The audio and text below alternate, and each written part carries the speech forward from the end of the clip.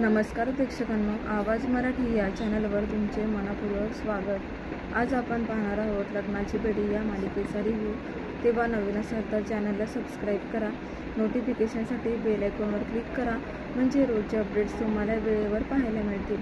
तर प्रेक्षकांनो, लग्नाची बेडी या मालिकेमध्ये राजश्री ही सिंधूचं खूप कौतुक करत असते, कारण सिंधूने आतापर्यंत रत्न पारखीन कुटुंबासाठी खूप काही केलेलं आहे याचंच आता त्यांना जाणीव झालेली असते। आणि त्या म्हणतात की खरंच सिंधू, तू एक स्त्री असून सुद्धा किती लढतेस ग, प्रत्येक संकटावर मात करून आतापर्यंत तू ह्या घराला काय नाही दिले, तेव्हा खरंच तू खूप ग्रेट आहे सिंधू, तुझं कौतुक करावं तेवढं कमीच आहे।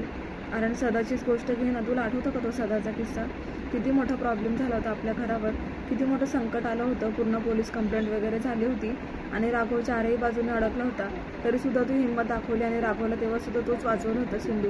खरंच आम्हाला कोणालाच हे जमलं नाही, पण तुला प्रत्येक गोष्ट जमते आणि खरंच राघवची बायको तू शोभत आहेस, कारण तोही IPS इन्स्पेक्टर आहे ना, त्याला अशीच बायकोची गरज होती।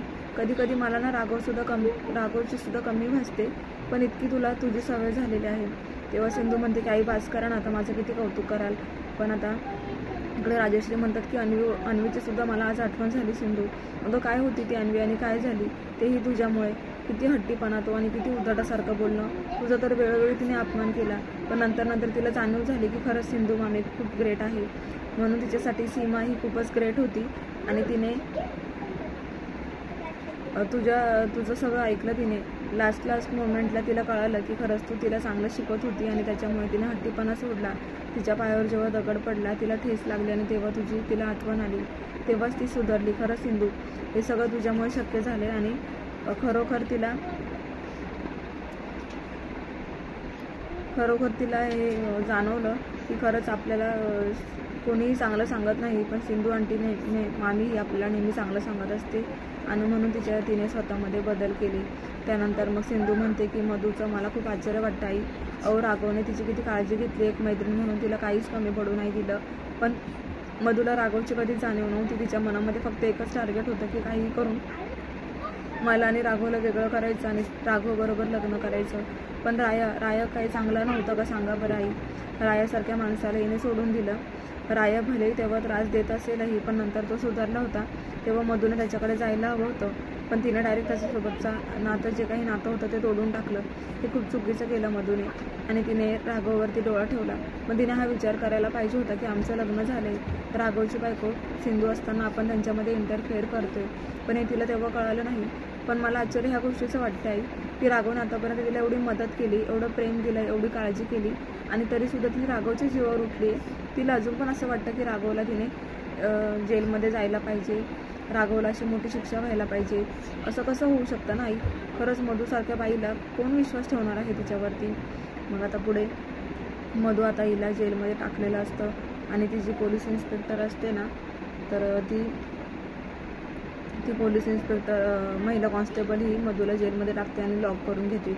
त्यानंतर मधू ओरडायला लागते आणि म्हणते की प्लीज तुम्ही हे काय करताय, तुम्हाला माहिती नाही आहे मी कोण येते, प्लीज मला बाहेर काढा, मी काहीही केलेलं नाही आहे, मला चुकीचे आरोप केले जात आहेत माझ्यावरती। पण तरी आता म्हणजे मधू खूपच आवाज देऊन पूर्ण आवाज करून ती पूर्ण जेलमध्येच वातावरण बिघडून टाकते जेलमधलं आणि त्यामुळे त्या महिला कॉन्स्टेबल खूप चिडतात आणि म्हणतात की अहो मॅडम, तुम्ही जरा शांत बसणार आहात का? तुम्ही आत्ताच आल्या आणि इतका आरडाओरड का करत आहात? इथे इतरही लोक आहेत, त्यामुळे तुमच्या आवाजामुळे त्यांना डिस्टर्ब होतं आहे। पण मधू म्हणते की त्याच्याशी मला काहीच घेणं देणं नाही आहे, मी काही केलेलं नसताना तुम्ही मला जेलमध्ये टाकलंच कसं काय? तेव्हा त्या महिला कॉन्स्टेबल म्हणतात की तुम्ही जरा शांत बसता का? आम्ही आमची प्रोसिजर केली, तेव्हा गप्पा बसायची, जास्त आवाज करायचा नाही। तेव्हा मधू डोक्याला हात लावून बसते आणि म्हणते की हे देवा, मी इथे कुठे आली?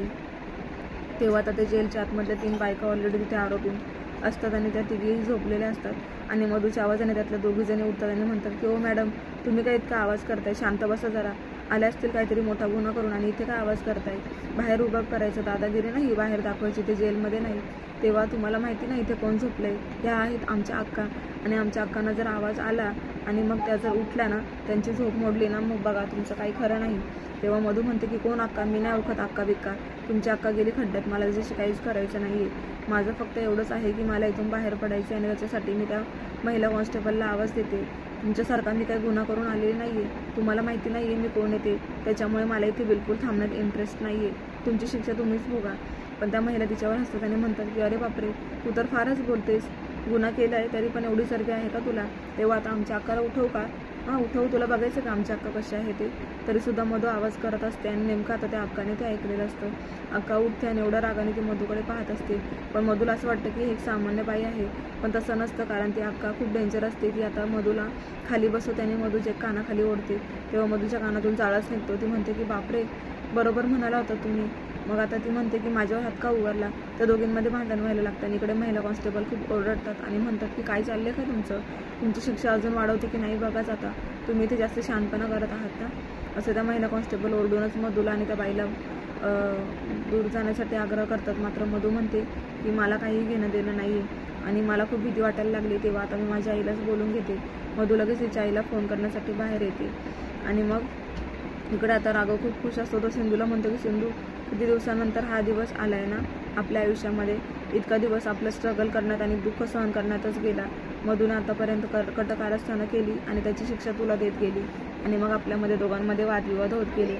तिचं एवढंच होतं की आपल्या दोघांमध्ये म्हणजे फूट पाडायची आणि मग मधूला राघव हवा होता म्हणून ती करत होती. पण तूच सांग सिंधू, याचा काही उपयोग झाला का? मी तिचा कधीच होणार नव्हतं हे तिला माहिती असून सुद्धा ती अशी कटकारस्थानं करायची. काय फायदा झाला? विनाकारण तुला वेगवेगळी रूपं घ्यावी लागली. तू अशी कृष्णा बनून आली आणि मग मधूला असं वाटलं की तू कृष्णाच आहे. तेव्हा सुद्धा तिने किती कटकारस्थानं रचली होती माहिती आहे ना सिंधू तुला? तेव्हा आता सिंधू म्हणते असू द्या, मला झालेल्या गोष्टींवर बोलायचं नाही आहे राघव, पण आज खरंच खूप आनंदाचा दिवस आहे कारण मधू जेलमध्ये गेली ना. मला तेच हवं होतं कारण ती तुझ्या जीवावर उठली होती आणि मला तिला असं बरबाद करायचं होतं. तिने मला तर खूप धमके दिल्या होत्या की मी तुला बरबाद करेन, हे करेल ते करेल असं. पण आज मधूला मी हरवले राघव आणि मला खरंच खूप आनंद वाटतोय कारण माझ्या घरच्यांच्या चेहऱ्यावरचा आनंद पाहून मला खूप आनंद वाटतोय कारण माझ्या घरच्यांसाठी मी लढत होती राघव. तुला तर मला सोडवायचंच होतं, पण आपल्या घरातल्या लोकांची जी काही परिस्थिती झाली होती त्यामुळे मला खूप वाईट वाटायचं आणि म्हणूनच मी हे सगळे प्रॉब्लेम्स क्रिएट केलेले, दूर केले. तेव्हा राघव सिंधूला जवळ घेतो आणि पुन्हा एकदा प्रपोज करत असतो. तेव्हा आता ते दोघं एकत्र आलेले आहे खूप दिवसानंतर. तिकडे सावी आणि विनू धावतच त्यांच्याकडे येतात आणि म्हणतात की आई बाबा काय चाललंय तुमचं? आम्ही आज बेडवर झोपणार आहोत. तेव्हा राघव आणि सिंधू एकमेकांकडे पाहू लागतात.